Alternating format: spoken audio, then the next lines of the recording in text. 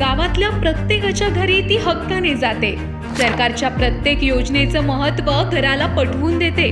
अख्ख्या गावातल्या लेकरांना चांगल्या सवयी लावते आणि गावातल्या पोरा बाळांसकट संपूर्ण गावाचीच ती मास्तरीनबाई झालेली असते।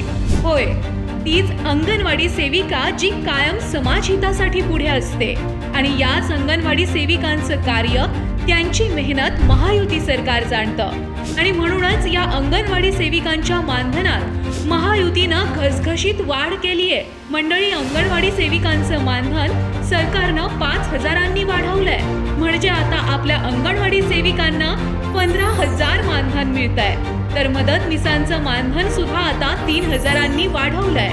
अहो, याआधी मवियाच्या काळात या अंगणवाडी सेविकांनी कित्येक आंदोलनं केली, पण या मवियाला अंगणवाडी सेविकांच्या कार्याची कसलीच कदर नव्हती। पण या महायुतीच्या काळात याच अंगणवाडी सेविकांना त्यांच्या हक्काचं त्यांना पाहिजे तेवढं मानधन आता मिळतंय। ज्या अंगणवाडी सेविका स्वतःच्या संसाराला कमी वेळ देऊन समाज हितासाठी झटतात, त्या अंगणवाडी सेविकांच्या हितासाठी महायुती कायमच तत्पर।